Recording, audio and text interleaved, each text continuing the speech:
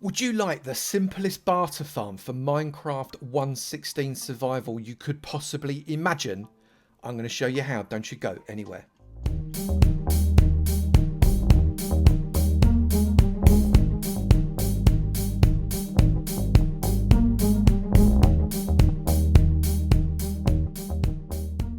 Good morning, good afternoon, good evening, and good night, and welcome to another episode from me, Avomance. This is a Minecraft 1.16 survival special, and we're bringing you a triple barter farm. This farm is utterly OP.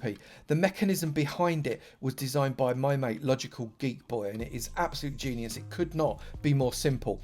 I've turned it into a triple barter farm that is going to give you over 1,700 drops in 10 minutes. Not an hour, 10 minutes. It is insane. It's absolutely brilliant. I'm so impressed. Make sure you go and see Logic's video. He explains some of the mechanism behind it that I don't, and also a couple of techniques that might be very useful for you. Link is in the description below, and it is a great video. I highly recommend you go and take a look. I'm going to show you how to make this triple barter farm. Let's crack on. The things you are going to need are within this chest. All of these items up here are absolutely essential. I've got 3 piglin spawn eggs to represent the fact that you need 3 piglins. This is, after all, a triple barter farm. These items here, you get back, but you do need them. These are just random blocks that we're going to use for temporary blocks. These items here are completely optional, and we're going to run this just with 4 lots of gold ingots. You could do it with less, you could do it with more. I find if you do it with less, you don't get as good a yield, but if you do it with more, this thing runs for ages. So let's have a go at making this farm then. I'm just going to collect up all of these bits and pieces here. The first thing you need to do is find yourself an area where piglins are going to be roaming. Now, there aren't any around here at the minute, but it's a nice area, so I'm going to build it here anyway. We're going to dig out 1, 2, get rid of those, get ourselves our chest, and go 1, 2, shift click 1, shift click to the side 2, shift click 1, shift click to the side 2, and then dig out those so you can access all 3 chests, and come around behind it. It doesn't matter which side here you take.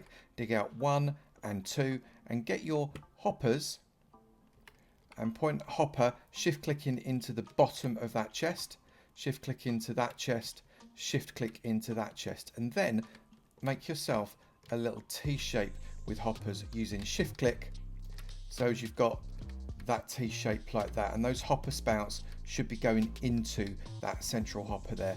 Get rid of stuff that is in the way.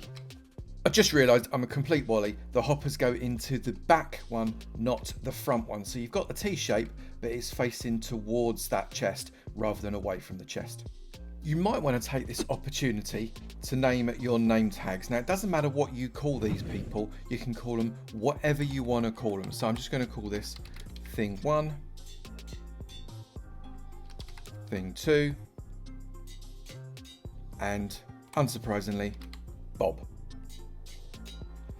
So we've got those. You get that anvil back, and that's absolutely fine. The next thing we want to do is build up the structure.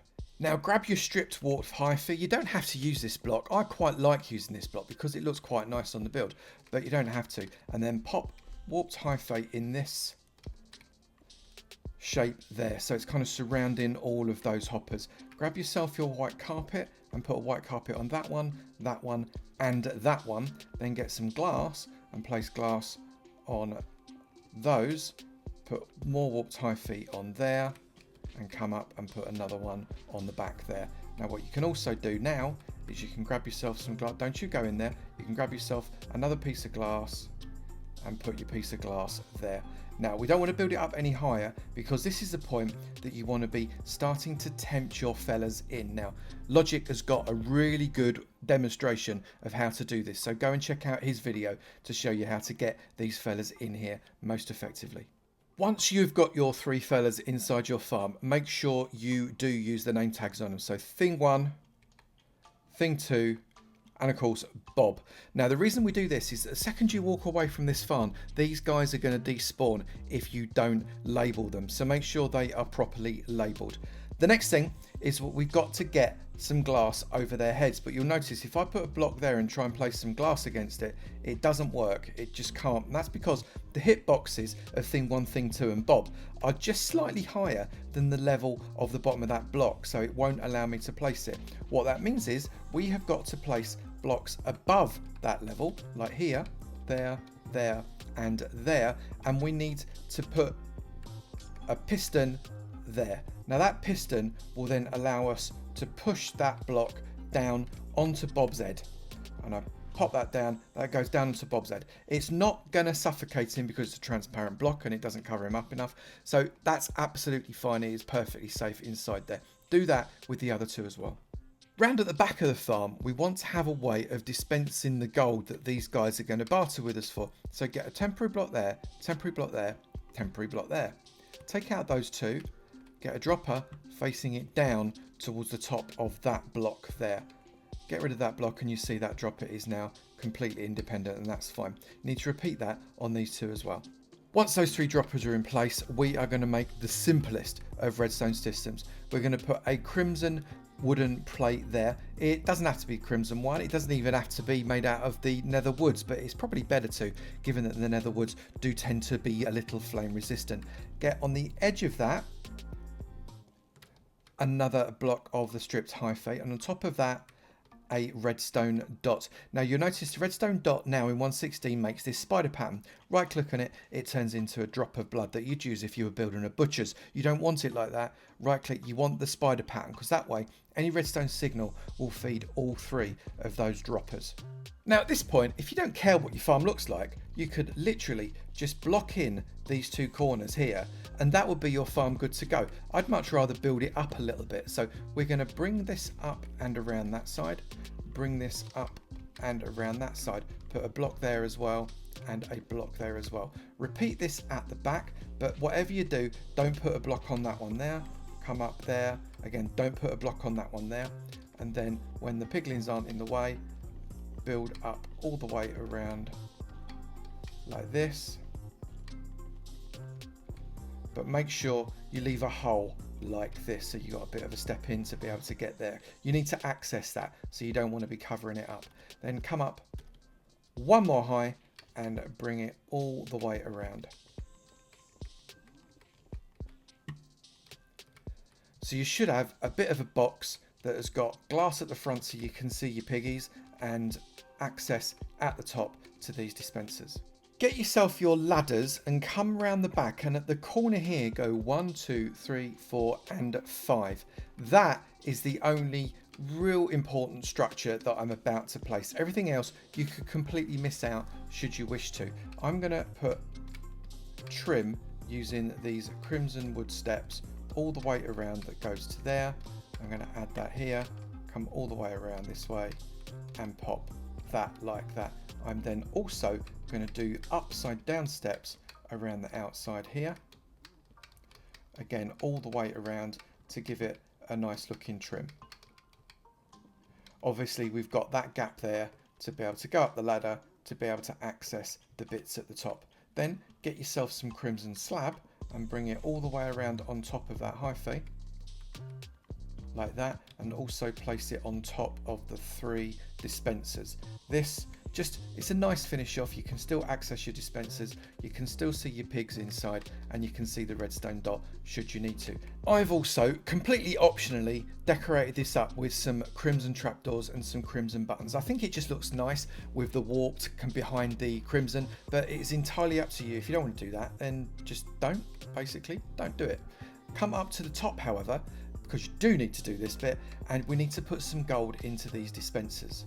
Now the amount of gold you put in these dispensers is entirely up to you, but it's important that you know which is the front dispenser and which are the 2 side dispensers. So in the front dispenser, you need to put twice as much gold as you put into the side dispensers, unless you are feeding these with extra chests. And now the reason for that is the front dispenser is the only dispenser that controls the dispensing mechanism. So if you think about it, this is the one that has got the pressure plate underneath it. So when that dispenses gold onto the pressure plate, that is what is going to fire this redstone, or it will when I place this redstone torch down.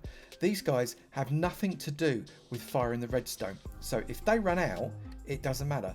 If this one runs out, it does matter. And it does occur that the front one uses up about twice as much gold as the side ones, and that is because the piglins at the side can take gold from either the back compartment or the front compartment.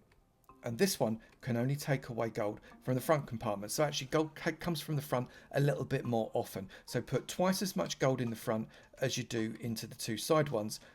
I've put 2 in there, 1 in there, and 1 in there. This fella is primed and ready. Let me just show you that these are completely empty, these chests. We have not done anything whatsoever. I'm going to come around and I'm going to put a redstone torch on this block here.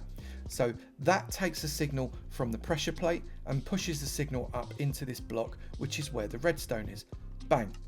You heard the dispensation there, and you can see that that is now flashing every time a gold bar is thrown into the system. These pigs are going to take one, barter it, and throw that into your collection system. And already you can see we're starting to collect a load of stuff. Now let's see what happens with just those very few pieces of gold. These guys barter tirelessly. They never run out of stuff, and they'll just keep going and going and going as long as there is gold in the system. The last barter is completed, and we've gone through 4 stacks of gold ingots in just about 11 minutes. It's a relatively quick farm, and it does chew through that gold, but that means you get lots of stuff. However, because we're working at the capacity of those hoppers, the hoppers can only transfer items so quickly.